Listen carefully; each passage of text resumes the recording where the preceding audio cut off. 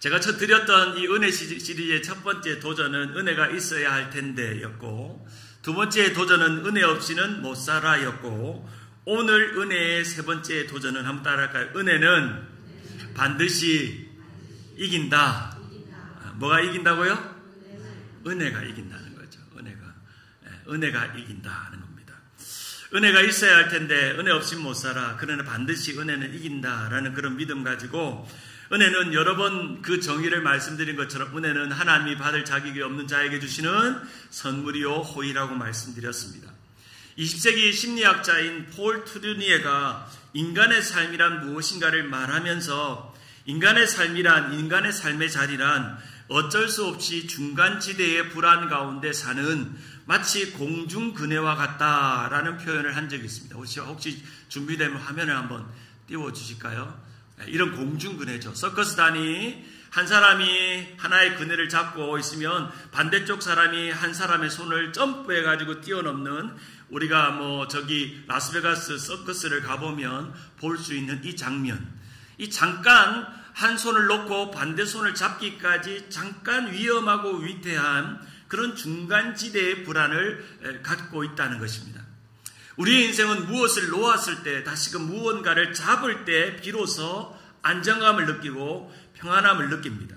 하나를 놓으면 하나를 또 잡아야 되는 게 우리의 인생입니다. 그것을 이 폴 트루니의 심리학자는 중간지대의 불안이다라고 말합니다. 한번 따라할까요? 중간지대의 불안. 우리의 인생은 무언가를 하나 놓고 무언가를 하나 잡는 수없는 공중근해를 하는 것 같은 위태한 인생을 살아가는 것입니다. 우리가 최근 몇 년 동안 코로나 팬데믹의 약 2년 반, 3년간의 시간을 지나면서 분명하게 깨달은 진리 하나는, 이 세상 어디도 안전한 곳은 있다 없다? 없다. 우리의 생명이 지금 건강해도 내가 어떻게 될지는 아무도 모른다는 겁니다. 여전히 이 세상은 불안전하고, 우리가 안전하게 오늘도 건강하게 비타민C 잘 먹고 또 보약도 잘 챙겨 먹고 운동을 열심히 해도 털컥 코로나에 걸려서 천국 간 분들도 우리 주변에 너무나도 많이 있는 것을 봅니다. 삶과 죽음, 건강과 병듦, 성공과 실패, 시작과 끝, 오늘과 내일, 이 땅과 저 하늘 사이에서 우리는 지금 중간지대에 살고 있습니다.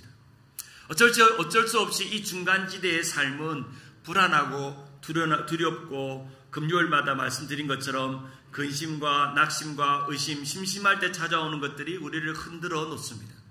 그럴 때일수록 우리는 무엇을 붙잡아야 되느냐? 확실한 은혜를 붙잡아야 합니다. 뭘 붙잡아야 된다고요? 확실한 은혜를 붙잡아야 합니다.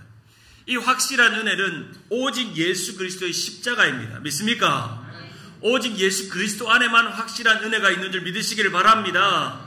오직 그리스도 안에서 우리는 확실한 은혜가 흘러나오고, 그 십자가를 붙들 때 이 세상에서 잠깐 우리는 실패할 수 있고 병들 수 있고 또한 주저앉을 수 있지만, 그 확실한 은혜가 우리를 저 영원한 은혜의 공간인 천국으로, 또한 하나님의 나라로 우리를 인도하는 것입니다.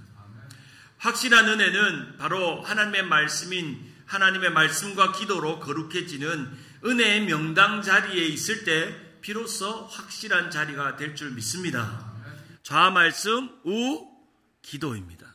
말씀과 기도의 자리가 곧 은혜의 자리입니다. 바로 없기는 오늘 예배당에 오신 사랑하는 성도님 여러분, 거저 왔다가 거저 돌아가지 않으시기를 주님의 이름으로 축원합니다. 그냥 마당만 밟고 돌아가는 은혜 없는 인생으로 살지 말고, 이왕 왔으니, 이왕 어려운 발걸음 했으니 은혜 받고 갑시다. 할렐루야. 특별히 이 일부 예배 오신 분들은 너무 이른 아침에 귀하게 오시는 분들이고 너무 소중한 분들인데, 정말 확실한 은혜를 붙잡고 그 은혜에 붙잡힌 데여서 오늘도 살아가는 여러분 되기를 주님의 이름으로 축원합니다. 탁월한 기독교 영성가인 필립 얀시라는 분이 은혜라는 단어를 이렇게 설명합니다. 은혜라는 단어는 오염되지 않은 마지막 단어이다 하는 겁니다. 이 세상에 사랑도 오염되었고 진리도 오염되었는데, 이 은혜만은 이 세상 어떤 것도 오염시킬 수 없는 기독교 신앙의 가장 보배롭고 오염되지 않은 단어입니다. 한번 생각해 보세요. 사랑을 오염시켰잖아요. 동성애가. 비성경적인 사랑, 또 이 문화가 사랑을 오염시켜서 사랑에 위협을 가하고 있는 게 우리가 지금 심각하게 생각하고 있는 기도고, 또 이번 10월 27일 날 한국의 모든 교회가 모여서 이 사랑을, 성경적인 사랑을 오염시키는 이 죄악에 대해서 하나님 앞에 회개하고 또 나라와 민족을 향해서 기도하는 시간을 가졌죠. 그런데 은혜는 오염되지 않았습니다. 왜냐하면 은혜는 인간에게서 나오는 것이 아니라 오직 하나님, 오직 예수 그리스도께서 주시는 선물이기 때문입니다. 세상 어디에도 교회 외에는 은혜롭다고 말하는 곳이 있을까요? 없을까요? 없습니다. 한남마켓이나 코스코 장을 보다가 이 직원이 참 물건을 참 친절하게 이렇게 계산을 잘해준다고 해서, 아이고 우리 직원 선생님 참 은혜롭습니다 합니까? 안 합니까? 안 하죠. 자동차 정비소에서 엔진 오일을 잘 갈아주었다고 팁을 주면서 오늘도 은혜롭게 잘 갈아주어서 감사합니다 라고 말합니까? 안 하죠. 식당에서 맛있는 음식을 잘 먹고 주인에게 인사하면서 오늘 은혜로웠습니다 합니까? 안 합니까? 안 해요. 세상 어느 곳에도 gracious, 은혜롭다고 하는 말을 쓰는 곳은 교회밖에 없습니다. 우리 믿음의 사람들밖에 없습니다. 오직 믿음의 사람, 예수 그리스도의 공로로 구원받은 사람만이 은혜롭습니다. 그 은혜가 충만합니다. 그래서 여러분에게 허락된 은혜를 빼앗기지 마세요. 오직 은혜를 붙잡으세요. 빼앗기지 마세요. 오늘도 눈을 초롱초롱하게 하고 말씀에 집중해서 오늘도 그 은혜를 하나라도 받아가려고 하는 갈망과 열망과 기쁨으로 예배하시는 여러분 되기를 주님의 이름으로 축원합니다. 기독교 철학자인 C.S. 루이스는 이런 질문을 받았다고 합니다. 교수님, 기독교와 다른 종교의 차이점이 뭐냐고 물었을 때 이 C.S. 루이스는 이렇게 말했다고 합니다. 기독교만이 오직 은혜가 있습니다. 여러분, 불교에서 은혜를 받나요? 이슬람에서 은혜를 받나요? 오직 기독교만이 은혜가 있는 종교입니다. 이 세상이 우리의 삶을 오염시키고 우리를 타락시킨다 하더라도 우리는 은혜 안에 거하고 은혜로 반드시 이 세상을 이겨낼 줄 믿으시기를 바랍니다. 그래서 우리가 해야 될 일은 한 가지입니다. 확실한 은혜 되게 하는 겁니다. 확실한 은혜를 붙잡고 은혜가 은혜 되게 하는 겁니다. 교회 공동체 안에서, 믿음 안에서, 가정 안에서, 부부간의 관계에서, 직장 안에서, 삶의 자리에서, 모든 삶의 영역에서 내가 은혜의 사람, 주님의 구원의 십자가의 공로와 은혜로 구원을 받고 그 은혜의 감격이 있다면 내가 가는 곳마다 은혜가 되는 그러한 사람이 되는 것입니다. 종교개혁에 있어서 이 솔라 그라티아라는 이 표현 자체가 자유의지가 아닌 오직 은혜라는 겁니다. 인간의 자유의지나 선택이 아닌 우리는 오직 은혜 때문에 살아가는 존재, 우리의 삶의 이유도, 삶의 목적도, 우리의 삶의 방향도 오직 은혜로 살아가는 존재, 솔라 그라티아, 바로 오직 은혜로라고 외쳤던 종교개혁의 핵심 모토였습니다. 성경에 등장하는 많은 믿음의 사람 중에 가장 현실적으로 은혜를 잘 붙잡고 은혜를 놓치지 않고 살아갔던 사람이 데이빗입니다. 킹 데이빗, 바로 다윗 왕이었습니다. 다윗은 그 평생을 다해서 은혜를 붙잡을 줄 아는 사람이었습니다. 삶에 고난이 있었습니다. 문제가 있었습니다. 억울한 일을 겪었습니다. 죽음의 위협 앞에 놓여 있었습니다. 그러나 그 순간마다 그는 은혜를 찬양했습니다. 할렐루야! 은혜를 붙잡았습니다. 할렐루야! 내가 은혜를 못 잡으면 하나님 앞에 원망하고 기도하고 한탄했더니 하나님의 은혜가 이렇게 나를 감싸서 나를 다시금 은혜로운 사람으로 삶의 은혜를 찾고 은혜를 찾아내는 경험을 하는 사람이 바로 이 다윗 왕이었습니다. 우리 목사님이 자주 말씀하시는 이사야 55장 3절에 보면, 우리가 55장 5절을 목사님을 통해서 많이 듣잖아요. 5 세 개 기억하세요. 이사야 55장 5절이 우리가 열방 선교로 나아가는 꿈이라면 그 앞절인 이사야 55장 3절에는 어떤 말씀인지 한번 볼까요? 이사야 55장 3절 같이 한번 읽어볼까요? 시작. 너희는 귀를 기울이고 내게로 나와 들으라. 그리하면 너희의 영혼이 살리라. 내가 너희를 위하여 영원한 언약을 맺으리니 곧 다윗에게 허락한 확실한 은혜니라. 할렐루야. 확실한 은혜가 우리 목사님 이사야 55장 5절 바로 앞절에 있습니다. 이 확실한 은혜가 있는 사람이 열방으로 나아갑니다. 할렐루야. 확실한 은혜가 없고서는 열방으로 나아갈 수가 없어요. 바로 다윗에게 맺었던 이 확실한 은혜, 영어 표현은 My faithful love promised to David이라고 되어 있습니다. 신실한 사랑입니다. 하나님의 신실한 사랑. 하나님의 신실한 사랑이 그 가운데 있을 때 그 사랑이 다윗을 붙잡았고 그 사랑이 그의 언약이 되었고 그의 삶을 의지하는 또 다른 다윗, 또 다른 이스라엘, 또 다른 하나님의 유대인들을 통해서 저 열방으로 나아가도록 하나님 우리를 부르시고 계신 것입니다. 오늘 우리가 함께 읽었던 사무엘하 22장은 은혜를 찾았던 다윗이 자신의 인생의 마지막 여정, 노년의 삶을 지나오면서 내 인생에 하나님 앞에 고백했던 믿음의 노래를 다시금 읊조리고 노래하는 그런 다윗의 시편입니다. 이 사무엘하 22장의 다윗의 노래는 시편 18편의 노래가 똑같이 그대로 복사되어 있듯이 들어가 있습니다. 왜 이런 시편을 이렇게 사무엘하에 다윗이 다시금 고백하는가?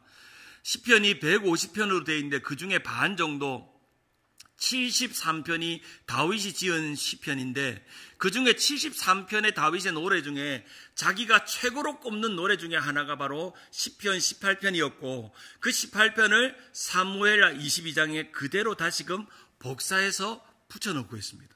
복사해서 넣습니다.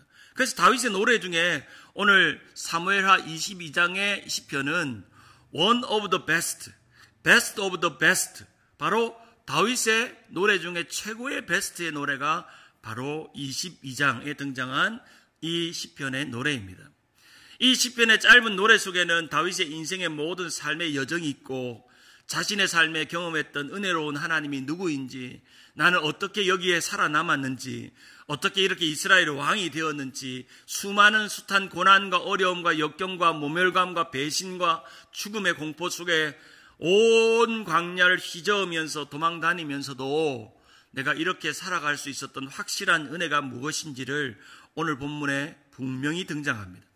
이 사무엘하 22장의 또 다른 별명은 다윗의 은혜로운 승전가입니다. 한번 따라할까요? 다윗의 은혜로운 승전가. 승전가라는 말이 뭡니까? 바로 이겼다는 겁니다. 내가 이 찬양 때문에, 이 고백 때문에 내 삶은 내 은혜가, 주님의 은혜가 나를 이기게 했다는 겁니다. 승전가라는 겁니다.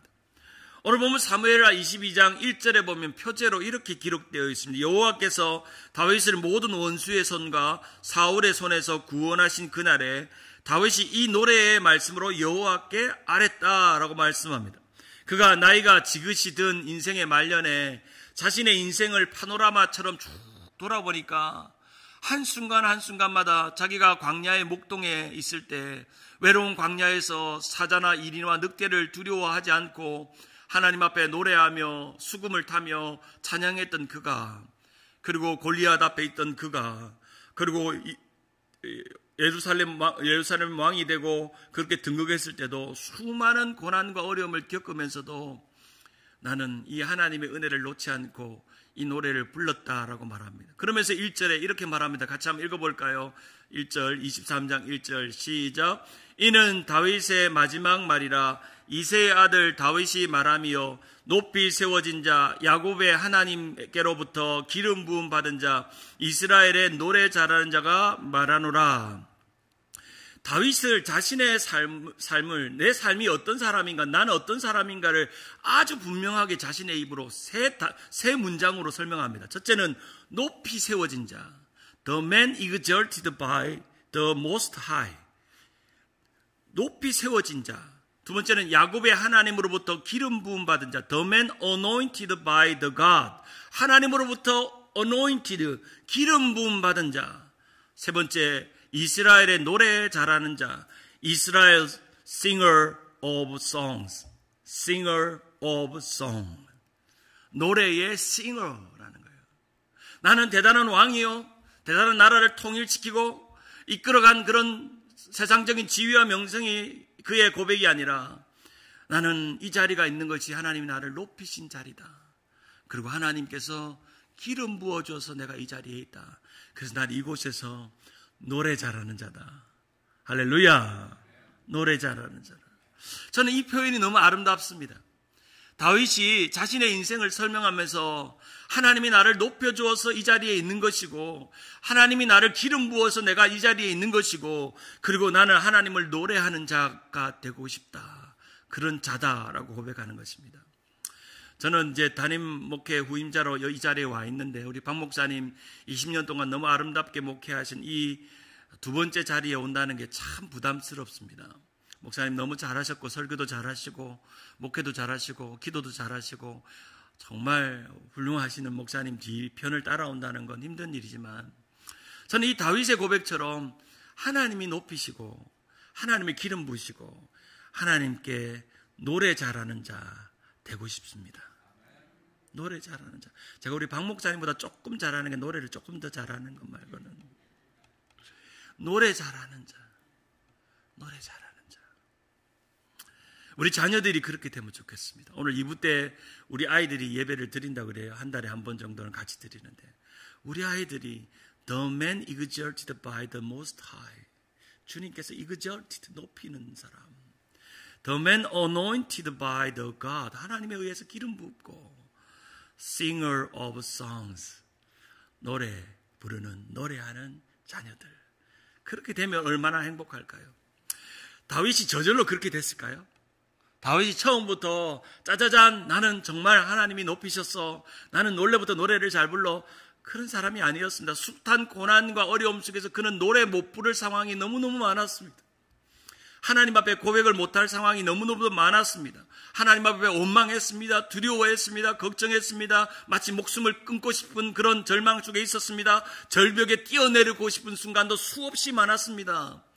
그러나 그는 singer of songs, 노래를 부르는 singer, 하나님 앞에 거전하는 singer, 노래 부르는 사람, 주님을 찬양하는 사람, 그 사람으로 고백했다는 것입니다. 다윗은 나이가 지긋이 들고 깨달았습니다. 내가 저 광야 목동일 때도 안전하지 못했고 그리고 내 아버지 집에도 안전하지 못했고 그리고 이 예루살렘 성 안에 다윗 성 안에 있어도 나는 안전하지 못했으나 그러나 내 삶은 은혜가 있었다. 은혜가 있었다. 여러분 인생을 한번 돌아보세요. 지난 삶의 은혜의 순간들이 얼마나 많았습니까? 한번 잠깐 눈을 감고 한 10초만 생각해 보면 내 인생이 여기까지 오기까지 인생이 파노라마처럼 샥 지나가잖아요. 지나가잖아요. 그런 가운데 나의 고백은 나는 보잘것 없고 가진 것도 없고 대단한 삶은 대단한 영광스러운 삶은 아니라도 나는 그래도 주님 노래하면서 은혜로 내 삶을 살았다. 그렇게 고백할 수 있다면 그것은 탁월한 영성입니다. 믿습니까? 그 영성은 다윗의 영성입니다. 탁월한 설교자인 우리 유진 피서튼 목사님은 이 다윗의 이야기를 하면서 다윗을 이렇게 설명합니다. 현실에 뿌리 박은 영성. 영어로 표현하면 leaping over a wall이라고 표현합니다. leaping over a wall. 벽을 뛰어넘는 것이라고 표현합니다. 이 유진 피터슨이 다윗을 생각해 보니까 다윗의 일생에는 단 한 번의 기적도 없었습니다. 그저 하나님이 그를 도우셨고 또 고난 속에서 그는 끊임없이 했던 일은 벽을 뛰어넘는 것이었습니다. 그 고난의 벽을 뛰어넘는 것입니다. 위기의 벽을 뛰어넘는 것입니다. 그 벽을 뛰어넘는 힘은 은혜였습니다. 은혜의 힘으로 벽을 점핑 over a wall, 점핑하는 것입니다. 점핑하면서 나아가는 것입니다. 오늘 보면 30절에 보면 내가 주를 의지하고 적진으로 달리며 내 하나님을 의지하고 성벽을 뛰어넘나이다. 여러분 분명히 말했습니다. 다윗은 자신의 인생을 성벽을 뛰어넘는 사람이라고 말했습니다. 벽을 뛰어넘는 사람이라고 말했습니다. 제가 어제 토요일 날 그런 말씀 드렸죠. 우리 고난을 만날 때 하나님은 꼭꼭 숨어있는 숨바꼭질하는 것 같이 느껴진다고. 하나님과 숨바꼭질하는 상황에도 우리가 하나님을 찾아내야 합니다. 하나님 찾았네요. 내가 이렇게 힘들고 어려운데 우리 은혜의 하나님을 내가 찾아냈어요. 우리 주님 여기 계시네. 내가 새벽 기도에 무릎 꿇고 삶의 어려움을 가지고 눈물을 흘리고 기도하고 삶의 문제를 안고 부둥켜 안고 기도할 때 우리 은혜의 주님을 찾아내시는 여러분 되기를 주님의 이름으로 축원합니다. 그러면 또 하나 하나님 우리를 또 찾아내십니다. 우리가 하나님을 찾아내면 하나님도 여러분을 찾을 줄 믿습니다. 하나님의 사람, 믿음의 사람이 믿음을 흔들리지 않고 믿음을 붙잡고 십자가를 붙잡고 예수 그리스도를 붙잡으면 하나님이 은혜의 주님이 여러분에게 오셔서 여러분을 찾아내서 은혜 주십니다. 그 믿음이 오늘 우리에게 있는 것이죠. 인생의 마지막 시간을 보내고 있는 다윗이 모든 상황에도 하나님 외에는 가장 은혜로운 분은 없었고 내 인생, 내 영혼이 주의 은혜를 힘입어 여기까지 왔다는 것을 고백하는, 그래서 나는 지난 인생의 시간 속에서 현실의 벽, 고난의 벽, 역경의 벽을 뛰어넘을 수 있었다라고 고백하고 있는 것입니다. 빌리 그레함 목사님의 외손자 중에 탁월한 설교자인 플로리다주 코럴 리치 장로교회 담임 목사인 툴리안 차비진이라는 목사님이 있습니다. 요즘 CTS 방송에도 이분이 좀 나오셔서 설교를 하시더라고요. 이분이 쓴 책 보면 Surprised by Grace라는 책이 있어요. Surprised by Grace. 은혜의 놀라움, 뭐 그런 의미입니다. 그 책에 보면 이런 내용이 있어요. 우리 모두 다 도망자다. 우리의 불순종을 추적하는 하나님의 끈질긴 은혜가 있다. 우리의 이해를 뛰어넘는 하나님의 충격적인 은혜가 있다. 하나님 은혜는 선명하고 분명하다. 오늘도 우리는 주님과 은혜의 추격전을 하고 있다. 여러분, 추격전이 뭡니까? 체이싱이죠, 체이싱. 요즘 한 번씩 9시 LA5에 보면은 범죄자들 잡기 위해서 헬리콥터가 막 떠가지고 체이싱 하잖아요. 우리가 자꾸 은혜에서 도망가고 멀어지면 하나님 우리를 은혜 주려고 우리를 체이싱 하면서 우리를 붙잡으러 다니는 거예요. 할렐루야. 그렇게 하나님이 잡으러 가기 힘들기까지 도망가지 마시고 좋은 말 할 때 은혜의 자리에 오시기를 주님의 이름으로 축원합니다. 이 표현이 너무 멋있는 거예요. 은혜의 추격전. 내가 은혜가 떨어지고 믿음을 실망하고 하나님 앞에 실망해서 하나님 앞에 멀어지면 하나님 마치 체이싱하듯이 나를 졸졸졸졸 따라다니면서 나한테 은혜 받으라고. 김집사 은혜 받아, 김건사 은혜 받아, 김장로 은혜 받아야 돼, 은혜 받아야 돼. 그렇게 살면 안 돼. 은혜뿐이야. 고난이 왔어? 문제가 있어? 암에 걸렸어? 삶의 문제가 너를 힘들게 해? 은혜로 달려가야 돼. 은혜에서 멀어지면 안 돼 하면서 은혜의 추격전을 한다는 것입니다. 오늘 다윗은 사무엘하 22장 2절과 3절에 이렇게 고백합니다. 우리 같이 한번 읽어볼까요? 이르되, 시작. 이르되 여호와는 나의 반석이시오 나의 요새시오 나를 위해 나를 건지시는 자요 내가 피할 나의 반석의 하나님이시오 나의 방패시오 나의 구원의 뿌리시오 나의 높은 망대시오 그에게 피할 나의 피난처시오 나의 구원이시라. 나를 폭력에서 구원하셨도다. 내가 수많은 폭력과 어려움 속에 있어도 주님은 나의 반석, 나의 요새, 나를 건지는 자, 나의 피할 바위, 나의 구원, 나의 방패, 나의 피난처가 되십니다. 그 고백이 우리 가운데 있는 것입니다. 이 레파토리죠. 이 레파토리는 다윗의 73편에 걸치는 수많은 노래 속에 계속적으로 반복되는 그의 고백입니다. 그래, 하나님은 나의 반석이지. 주님은 나의 요새시지. 나의 구원의 뿌리시지. 제가 여러분 눈치채셨겠지만 새벽마다 이 구절을 항상 외우고 새벽 기도를 시작하는 이유가 있습니다. 우리에게 그 다윗의 영성이 임하기를 고백하는 거죠. 이어서 4절에 보면 내가 찬송받으실 여호와께 아뢰리니 내 원수들에게서 구원을 받으리라. 사망의 물결이 수월의 줄이 내가 여러 환난에서 7절에 내가 여러 환난 중에서 여호와께 아뢰며 나의 하나님께 아뢰더니 그가 그의 성전에서 내 소리를 들으시며 나의 부르짖음이 그의 귀에 들렸다라고 성경은 말씀하고 있습니다. 여기서 다윗이 경험했던 삶의 고난은 죽음의 물결, 파멸의 파도, 수월의 줄, 죽음의 덫이라고 말할 정도로 심각한 것이었습니다. 여차하면 내 생명이 끝날 수 있는 위기, 어려움을 의미하는 것입니다. 이 세상 어디에도 우리의 생명과 안전을 보장해 줄 수 있는 것은 아무것도 없습니다. 우리가 일주일을 지나다가 갑자기 길 건너편에 큰 대형 사고 난 교통사고를 보면 아찔하잖아요. 내가 저기에 있을 수도 있습니다. 아무도 모릅니다. 우리의 삶의 모든 시간 속에서 우리의 삶의 은혜와 안전은 하나님 안에 있습니다. 32절에 여호와 외에 누가 하나님이며 우리 하나님 외에 누가 반석이냐. 이 질문은 다윗이 자신의 인생을 통해서 스스로에게 묻는 질문뿐 아니라 자신의 자녀들과 믿음의 사람, 다음 세대들에게 너희들에게 이 질문을 하라. 하나님 외에는 누가 하나님이며 우리 하나님 외엔 누가 반석이냐. 하나님은 나의 견고한 요새시며 나를 안전한 곳으로 인도하시며 라고 고백하고 있는 것입니다. 여기에 이 짧은 두 구절에 하나님의 이름이 히브리어로 3개가 등장합니다. 첫째는 엘이고 두 번째는 야훼고 세 번째는 엘로힘입니다. 한번 따라할까요? 엘, 야훼, 엘로힘. 여러분 꼭 이 세 하나님의 이름은 생각하셔야 됩니다. 엘이라는 것은 신적인 이름입니다. 우리가 감히 범접할 수 없는 신적인 이름. 야훼는 바로 인격적이고 관계적인 하나님을 의미합니다. 바로 야훼 하나님, 여호와 하나님은 우리와 관계하십니다. 엘로힘은 전능한 하나님입니다. 그렇다면 이 짧은 사무엘하 22장 32절과 33절을 이 히브리어로 번역해보면 이렇습니다.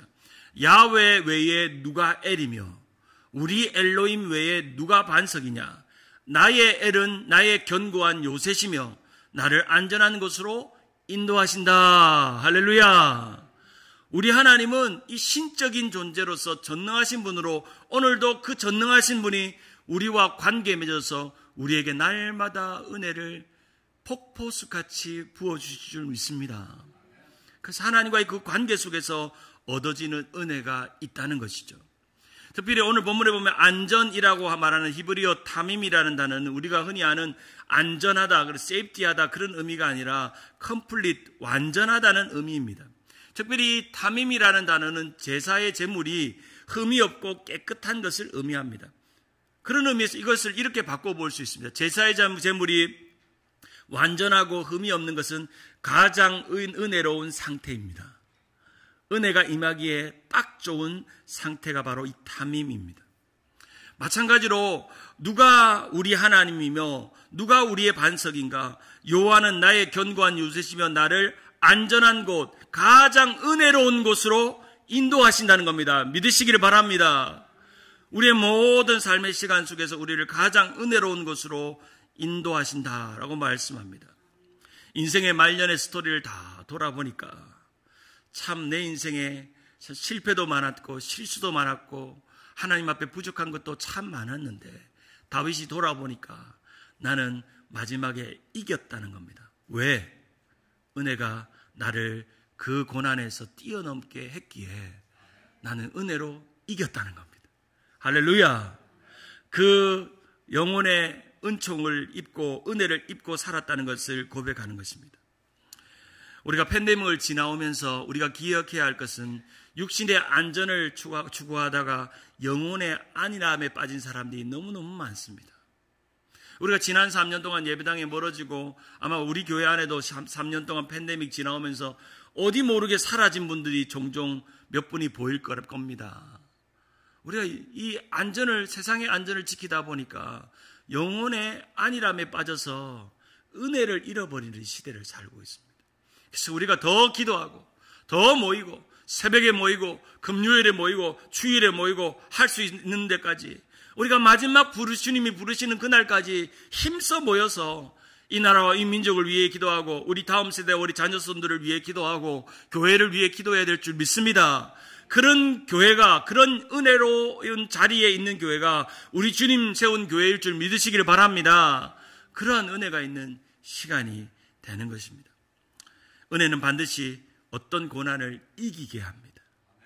그래서 여러분의 삶에 고난이 있으면 제일 먼저 은혜의 자리로 나오셔야 합니다.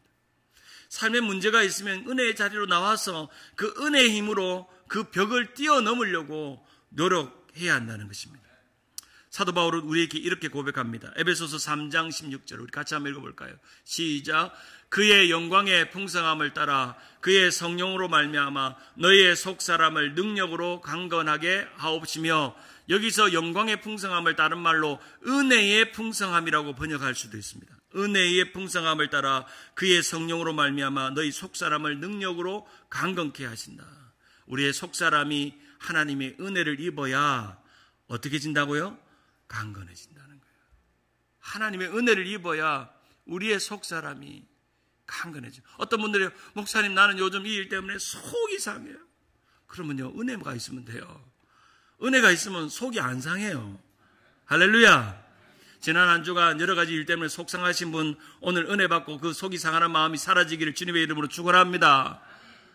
속상할 일이 없어요. 은혜가 충만하면요. 아이고 그럴 수 있지. 그래 그럴 만도 해. 다 이해하고. 근데 은혜가 떨어지면요 작은 것도 속이 상합니다. 남편이 하는 것마다 속이 상합니다. 서로 주고받는 말에 속이 상합니다. 여러분 만약에 속이 상하면요 은혜가 떨어졌구나 생각하세요. 우리의 속사람은요 은혜로 강건해집니다. 하나님 은혜로 강건해집니다.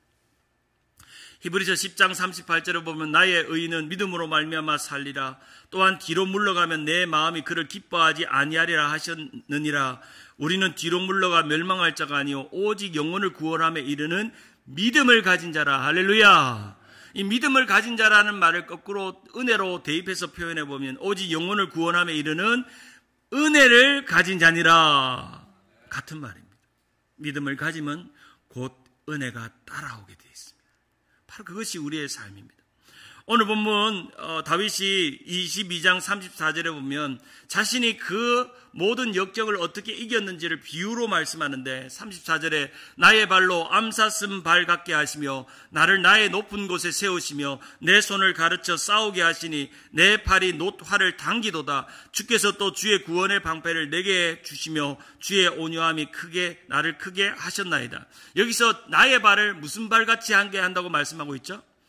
암사슴 발 같게 한다는 거죠. 암사슴 발 같게.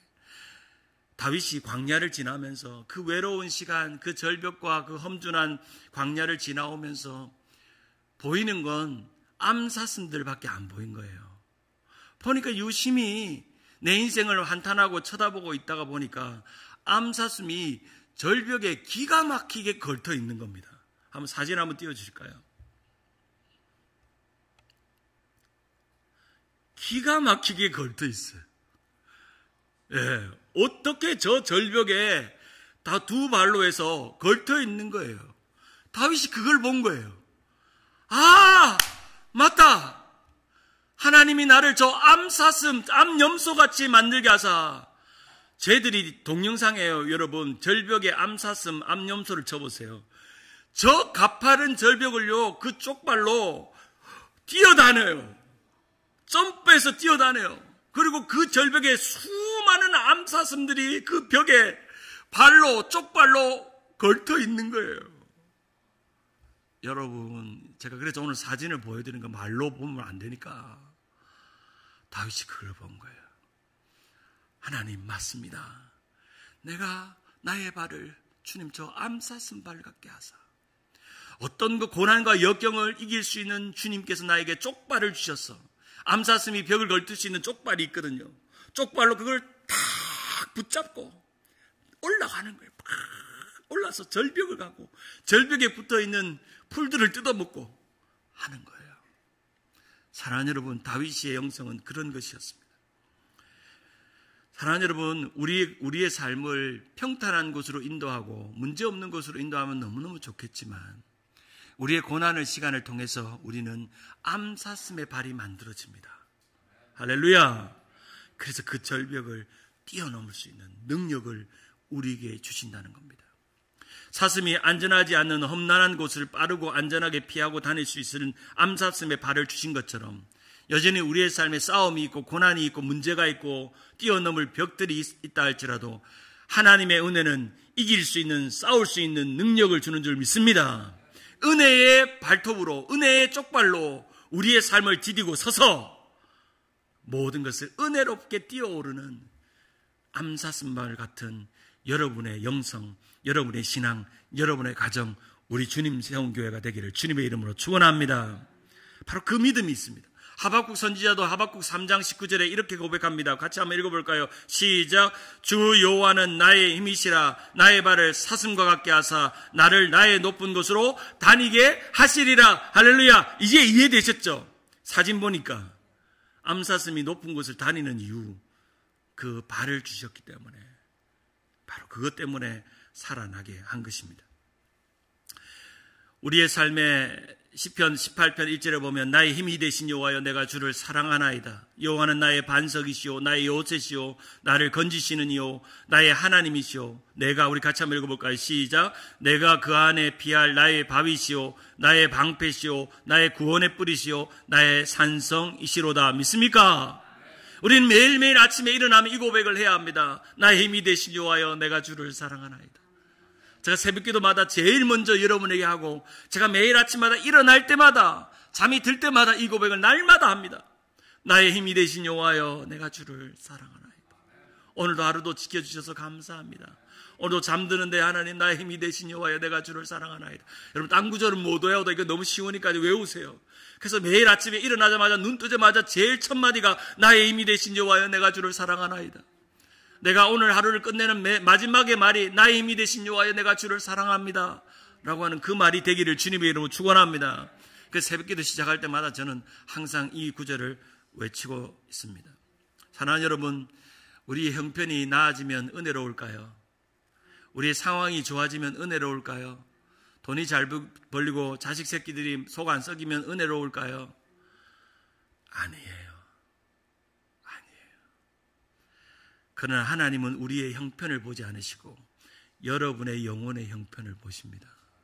믿습니까? 우리의 눈앞에 보이는 형편 때문에 하나님 우리를 기쁘시게 보지 않습니다. 우리가 어떤 좋은 집에 사는지, 어떤 좋은 차를 타고 다니는지, 저 집은 자식들이 부모한테 잘하는지, 그런 형편 보고 우리를 판단하는 게 아니라 그 어려움과 문제와 험난한 벽들이 있어도 우리 김 권사님, 최 권사님이 사슴발같이 잘 펄짝펄짝 뛰어넘네.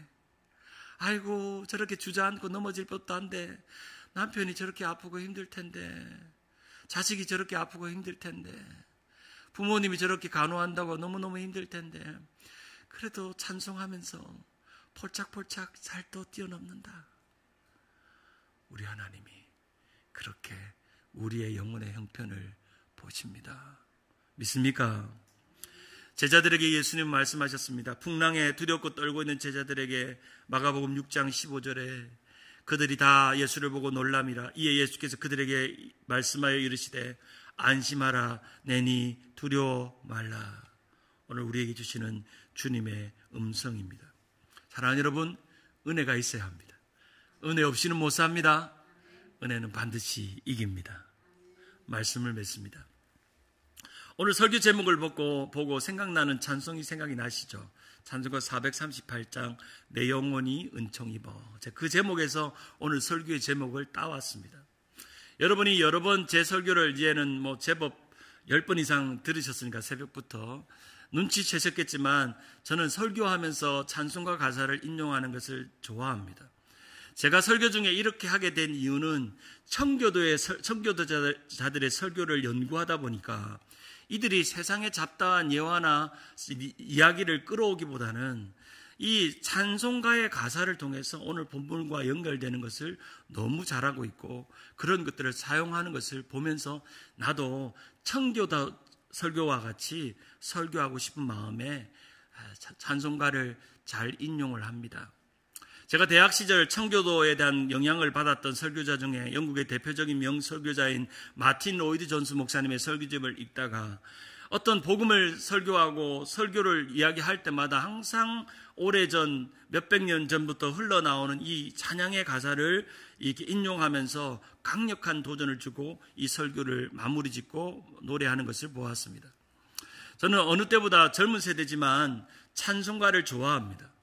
어릴 때부터 할머니 무릎에서 구역예배 따라다니면서 나도 모르게 우리 할머니의 찬송가는 악보도 없는 새로 찬송가였는데 그 찬송가 보면서 찬송가를 거의 완벽하게 외우기 시작했고 또 찬송가의 배경을 연구하고 찬송가의 가사가 나이가 들면 들수록 좋아집니다. 저는 우리 젊은이들 노래도 좋아하지만 찬송가도 좋아합니다. 제가 갑자기 설교 중에 찬송 간사가 나오고 찬양하는 것은 제가 하는 게 아닙니다. 성령님이 하게 하시는 겁니다. 그래서 너무 자주 하지는 않을 건데 할 때 오해하지 않으시기 바랍니다. 오늘 우리 성령님이 우리 목사님에게 찬송, singer of song, 찬송을 주셨구나. 우리가 이제 함께 살피는 오늘 말씀의 제목이 바로 내 영혼이 은혜 입어인데 찬송가 438장 내 영혼이 은총 입어 가사를 보면 내 영혼이 은총 입어 중한 재짐 벗고 보니 슬픔 많은 이 세상도 천국으로 화하도다. 주의 얼굴 뵙기 전에 멀리 뵈던 하늘나라 내 마음속에 이루어지니 날로 날로 가깝도다. 높은 산이 거친 들이 초막이나 궁궐이나 내 주 예수 모신 것이 그 어디나 하늘나라. 할렐루야 찬양하세 내 모든 죄 사함받고 주 예수와 동행하니 그 어디나 하늘나라.